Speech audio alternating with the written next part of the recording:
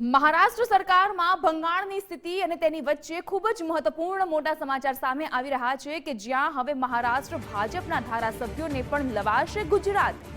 મહારાષ્ટ્રના ભાજપના ધારાસભ્યોને અમદાવાદ લાવવાની ચર્ચાએ હવે જોર પકડ્યું છે। અમદાવાદ નજીકના કોઈ એક ખાનગી માલિકીના રિસોર્ટમાં તેઓને રખાય તેવી વાત પણ વહેતી થઈ છે। શિવસેના સામો ખેલ ન પડી જાય તે માટે હવે ભાજપના ધારાસભ્યોને લાવવામાં આવી રહ્યા છે ગુજરાત અને તેમાં પણ ખાસ કરીને અમદાવાદમાં।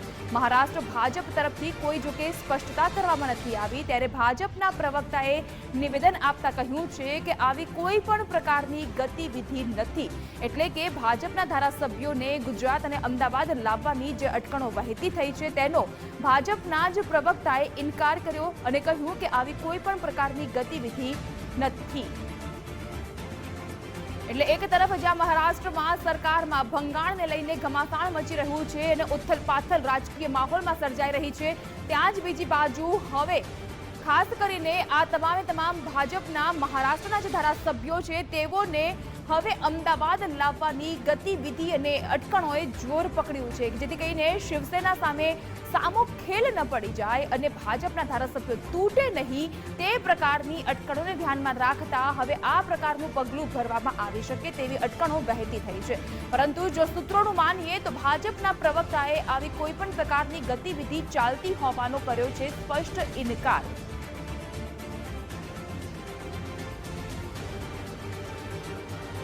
મહારાષ્ટ્રમાં ગઠબંધનની સરકાર, મહાવિકાસ અઘાડી સરકાર અને આ સરકાર હવે ભીસમાં મુકાઈ છે, કારણ કે શિવસેનાના નારાજ નેતા એકનાથ શિંદે પોતાના સમર્થકો સાથે ગઈકાલથી સુરતમાં ધામા નાખીને રોકાણ કરી રહ્યા છે અને ત્યાં જ બીજી બાજુ તેઓના આ પગલાને લઈને હવે ઉદ્ધવ ઠાકરે સરકાર ભીસમાં મુકાઈ છે। બેઠકોનો દોર શરૂ થઈ ચૂક્યો છે।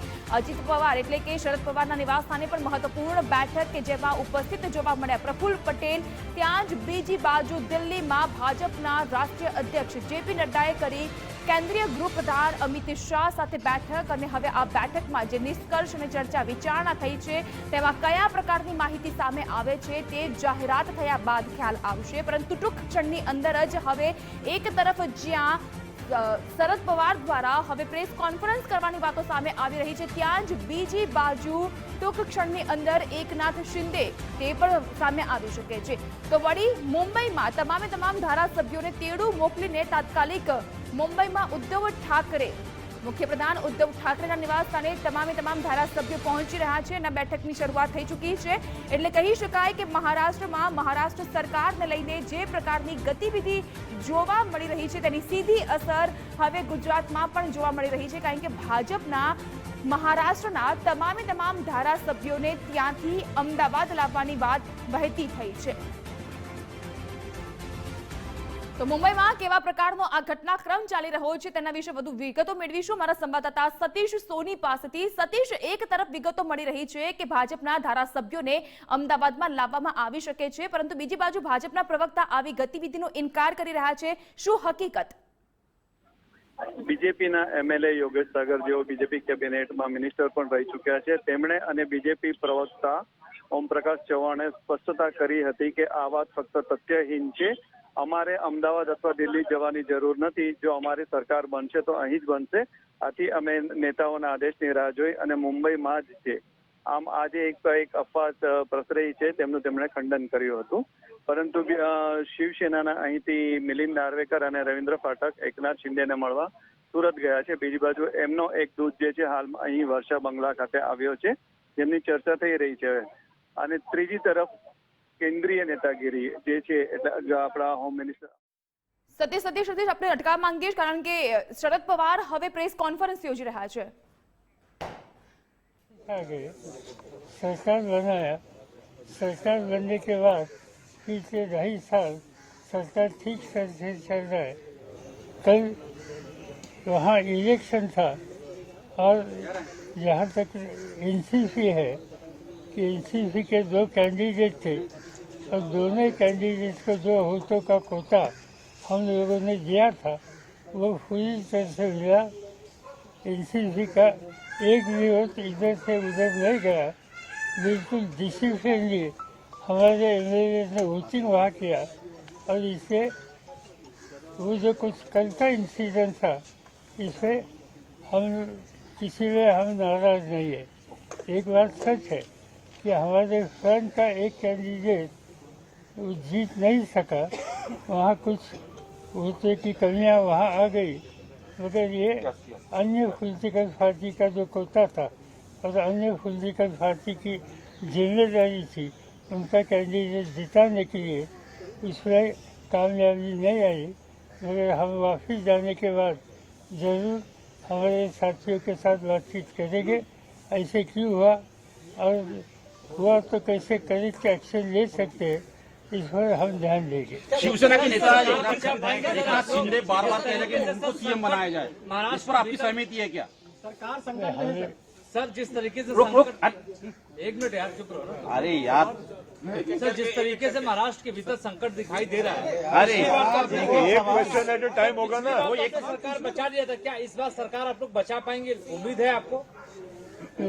मुझे यहाँ की जो स्थिति है वो देखने के बाद इससे कुछ न कुछ रास्ता निकलेगा, इस पर मेरा पूरा भरोसा है। सर फिर से सवाल करता हूँ, एकनाथ शिंदे बार बार दबाव डाल रहे हैं कि उनको सीएम बनाया जाए, इस पर आपकी सहमति है क्या? भाई ये तो मैं आपसे ही सुनता हूँ, ठीक है। अभी तक उन्होंने हमें या और किसी को कहा है कि मुझे सीएम बनाओ, ये मुझे मालूम नहीं। मगर एक बात है कि वहाँ जो अंडरस्टैंडिंग है तीनों पार्टी में, इसमें शिवसेना के पास मुख्यमंत्री की जिम्मेदारी है, डिप्टी सीएम एनसीपी के पास है, और इन्फोर्समेंट बाकी जो मंत्रालय है इसकी जिम्मेदारी सरकार के कांग्रेस के ऊपर है।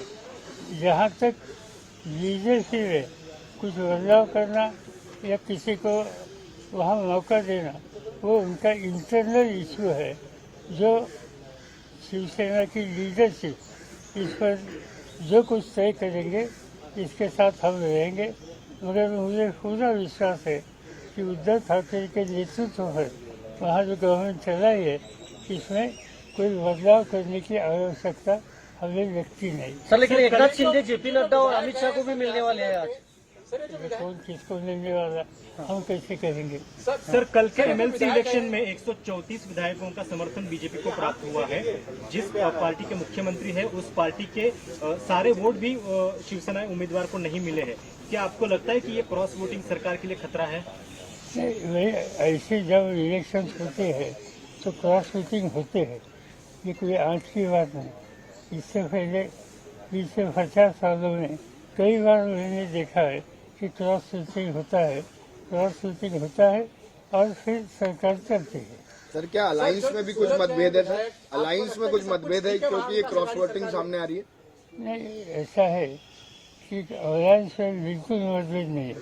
क्रॉस वोटिंग तब होते हैं कि समझो मैं कॉन्टेस्ट कर रहा हूँ और मुझे कुछ 2-4 वोट की कमियाँ है, तो मेरा पर्सनल कॉन्टैक्ट कहीं हो तो इस पर मैं ध्यान देता हूँ और इसमें कुछ न कुछ वोट कैसे मुझे मिलेंगे इस पर मेरा ध्यान होता है।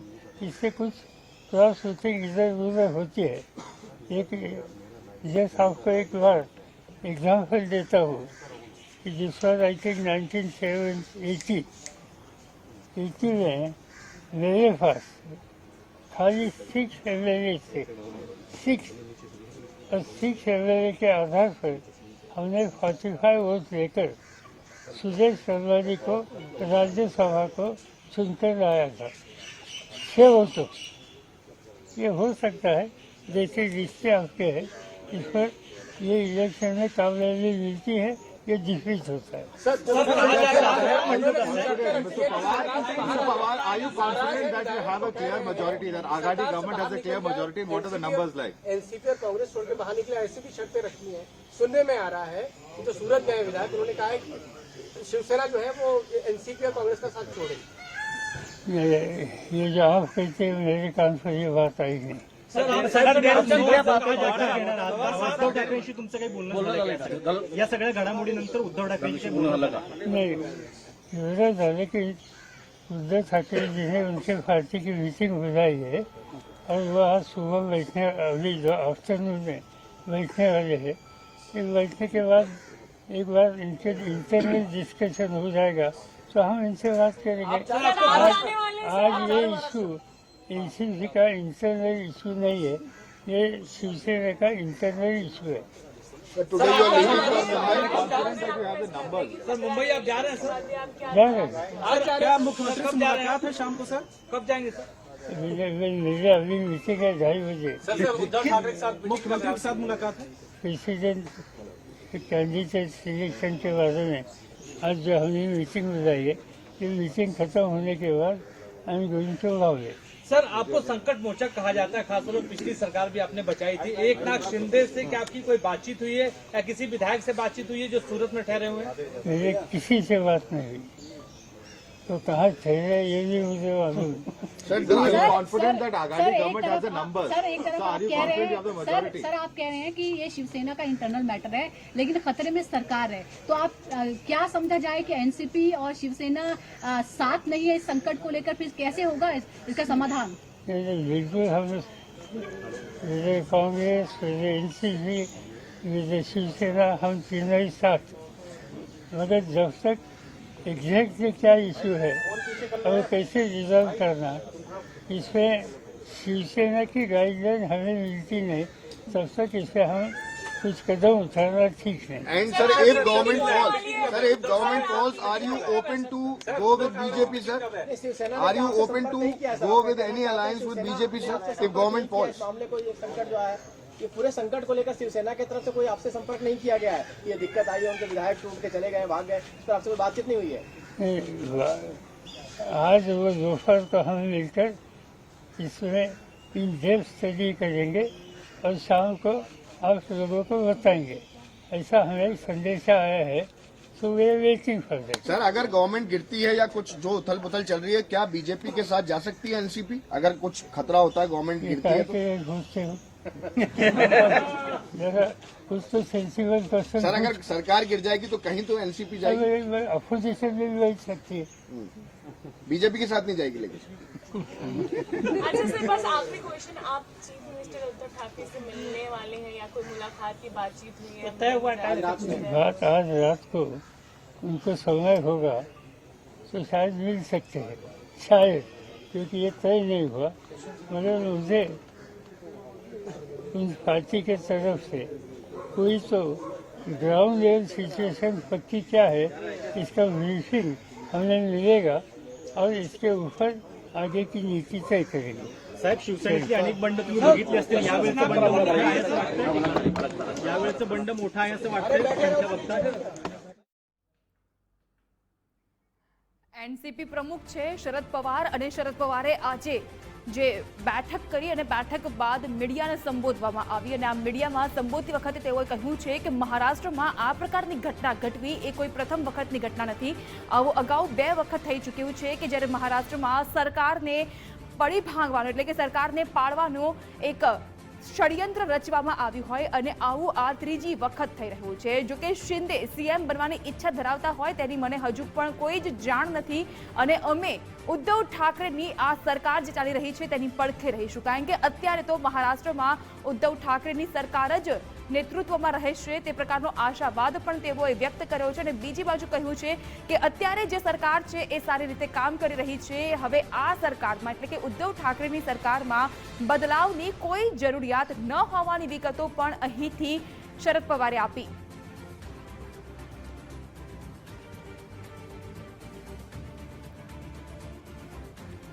તો મહારાષ્ટ્રમાં જે સરકારમાં રાજકારણમાં ભંગાણ સર્જાઈ રહ્યું છે તેને લઈને એનસીપી પ્રમુખ શરદ પવારનું નિવેદન।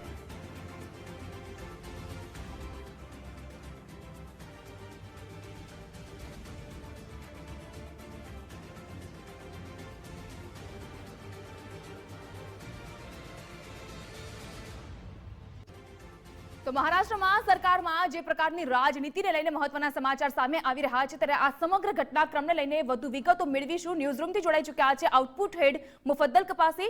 મુફદ્દલ, મહારાષ્ટ્રમાં જે પ્રકારે સરકારના ભંગાણને લઈને એંધાણ વર્તાઈ રહ્યા છે, ખૂબ જ ઘમાસાણ મચી રહ્યું છે, પરંતુ ખાસ કરીને સંકટની આ સ્થિતિને આપ કઈ રીતે જોઈ રહ્યા છો? બિલકુલ જાગૃતિ, આ આખા ઘટનાક્રમને આપણે એ રીતે સમજવું પડશે કે મહારાષ્ટ્રમાં મેજિક ફિગર શું છે। 288 બેઠકની વિધાનસભા છે, કોઈ પણ પક્ષને જો સરકાર બનાવો છે તો 145 નો મેજિક ફિગર હોવો જરૂરી છે અને મહાવિકાસ અઘાડી કે જે ગઠબંધન થયું હતું શિવસેના, કોંગ્રેસ અને એનસીપીનું, આ ગઠબંધન પાસે 169 ધારાસભ્યોનું સમર્થન હતું અને એના કારણે સરકાર ચલાવી રહ્યા હતા. હવે આખો જે અત્યારનો મામલો છે, જે આ રાજનીતિ ગરમાય છે, એની પાછળનું કારણ એ છે કે શિવસેનાના જે એક ધારાસભ્ય છે એકનાથ શિંદે, જે મહારાષ્ટ્રની રાજનીતિમાં ખૂબ મોટું નામ છે, એ ગુજરાત આવી ગયા છે. સુરતમાં કેટલાક ધારાસભ્યોને લઈને આવી ગયા છે. એમનો સ્વભાવ પહેલેથી બળવાખોર છે અને અત્યારે જે એમનું જે છેલ્લું લેટેસ્ટ નિવેદન સામે આવી રહ્યું છે, ચોક્કસથી એવું સ્પષ્ટ થઈ રહ્યું છે કે એકનાથ શિંદે એનસીપી અને કોંગ્રેસ સાથે જે મહાવિકાસ અઘાડી ગઠબંધન કરાયું છે મહારાષ્ટ્રમાં, એનાથી નાખુશ જોવા મળી રહ્યા છે. અને એમણે એક પ્રસ્તાવ પણ મૂક્યો છે, સત્તાવાર પુષ્ટિ એની નથી થઈ, પણ એવો પ્રસ્તાવ પણ મૂક્યો છે કે જો ભાજપ સાથે ગઠબંધન કરે શિવસેના, તો જેટલા પણ ધારાસભ્યો એકનાથ શિંદેની સાથે સુરતમાં છે એ તમામ ધારાસભ્યો શિવસેના સાથે જ રહેશે અને જે નવી સરકાર બને જેમાં શિવસેના અને ભાજપ હોય સરકારમાં, એમાં એમનું પૂરતું સમર્થન રહેશે. એટલે સ્પષ્ટ રીતે સંકેત એ છે કે મહાવિકાસ અઘાડી સરકાર પર સંકટના એંધાણ વર્તાઈ રહ્યા છે. જો જેમ કે હમણાં શરદ પવાર કહી રહ્યા હતા કે કોઈને કોઈ રસ્તો જરૂરથી નીકળશે, શરદ પવારની પ્રેસ કોન્ફરન્સ સાંભળતા એટલું સ્પષ્ટ થઈ જાય છે કે ચોક્કસથી મહાવિકાસ અઘાડી સરકાર સંકટમાં છે. કેમ કે પવાર આત્મવિશ્વાસ સાથે નહોતા કહી રહ્યા, એમણે સ્પષ્ટ રીતે કહ્યું કે કોઈને કોઈ રસ્તો નીકળશે એવી એમને આશા છે. એકનાથ શિંદે બળવાખોર નથી, એમણે કોઈ માગણી કરી નથી, એ પ્રકારની વાત કરી રહ્યા છે, પણ એમની જે બોડી લેંગ્વેજ છે એમાં સ્પષ્ટ દેખાઈ રહ્યું છે કે મહાવિકાસ અઘાડી સરકાર ગમે ત્યારે તૂટી શકે છે, એના ઉપર સંકટ આવી શકે છે. જો એકનાથ શિંદે અને એની સાથેના જે ધારાસભ્યો છે, 29 ધારાસભ્યોના આપણી પાસે નામ છે કે જેનો આપણે અત્યારે ટીવી સ્ક્રીન પર દેખાડી રહ્યા છે, 29 ધારાસભ્યો કે જે અત્યારે મહાવિકાસ અઘાડીના ને સમર્થન આપવાના મૂડમાં નથી. 169 - 29 એટલે જે મેજિક ફિગર છે એનાથી દૂર થઈ જાય છે મહાવિકાસ અઘાડી. સૌથી મોટી વાત એ છે કે જ્યારથી નવી સરકારની રચના થઈ મહારાષ્ટ્રમાં, એ પછી જેમ શરદ પવારે જે રીતે આરોપ કર્યો કે ત્રીજી વાર એવું બન્યું કે સરકારનું પતન થાય અથવા સરકારમાં ભંગાણ કરવાની કોશિશ થઈ, એવો શરદ પવારે આરોપ કર્યો છે. પણ સૌથી મોટી વાત એ છે કે જો એકનાથ શિંદે તરફથી કોઈ સ્પષ્ટ, કેમ કે આપણે રાહ જોઈ રહ્યા છે કે એકનાથ શિંદે પત્રકારોની સામે આવે ને એમનો પક્ષ રાખે, એમના તરફથી કોઈ સ્પષ્ટતા નહીં થાય ત્યાં સુધી લાગે છે કે આ સંકટ છે એ ચોક્કસથી છે. મુફદ્દલ, બીજો સવાલ એ પણ થઈ રહ્યો છે કે એમએલસી ઇલેક્શન એટલે કે વિધાન પરિષદનું ઇલેક્શન અને 5 ભાજપના ઉમેદવારોની જીતથી હવે મહારાષ્ટ્ર સરકાર ઉદ્ધવ ઠાકરેની આંખ ખુલી છે, પરંતુ ક્રોસ વોટિંગ આપણે એ પણ ન ભૂલવું જોઈએ અને 124 જેટલા ધારાસભ્યોનું ગઈકાલે સમર્થન છે એ પણ ભાજપને મળેલું છે. બિલકુલ, આ આખી શરૂઆત જે છે, આ બળવાની શરૂઆત કહીએ કે આ જે ભંગાણના એંધાણની શરૂઆત થઈ એ વિધાન પરિષદની ચૂંટણી હતી એનાથી જ થઈ. એમાં ભાજપના તમામ સભ્યો એટલે ઉમેદવારો એટલે જીત્યા કેમ કે ક્રોસ વોટિંગ થયું. આરોપ હમણાં એનસીપીના જે અધ્યક્ષ શરદ પવાર એમણે પણ આરોપ કર્યો કે એનસીપીનો એક પણ ધારાસભ્ય મહાવિકાસ અઘાડીથી દૂર નથી. ભલે એવો આરોપ કરવામાં આવી રહ્યો હોય કે એકનાથ શિંદે છે એની સાથે પણ એક એનસીપીના ધારાસભ્ય છે, પણ શરદ પવારે એ વાતને નકારી કાઢી છે. એમનું કહેવાનું એવું થાય છે કે કોંગ્રેસના જ કોઈ ધારાસભ્યએ, જેમ હમણાં ભાઈ જગતાપનું પણ નિવેદન આવ્યું હતું, જે મહારાષ્ટ્રના ધારાસભ્ય છે ભાઈ જગતાપ, એમણે પણ કહ્યું કે કોંગ્રેસ તરફથી ક્રોસ વોટિંગ થયું છે. એટલે એ વાત સ્પષ્ટ થઈ રહી છે કે જે ગઠબંધન સરકાર ચાલી રહી છે મહારાષ્ટ્રમાં, જે ત્રણેય પક્ષો એના મુખ્ય ભાગીદાર છે, શિવસેના, એનસીપી અને કોંગ્રેસ, એની વચ્ચે ક્યાંક સંકલનનો અભાવ છે. કોઈ તો એવો મુદ્દો છે જેના કારણે આ નારાજગી છે અને એકનાથ શિંદે ખૂબ જ મોટું નામ છે. જે રીતે વાત આવી રહી છે કે દેવેન્દ્ર ફડણવીસનો ખૂબ મોટો રોલ છે. બની શકે કે સાંજ સુધીમાં ઘણા બધા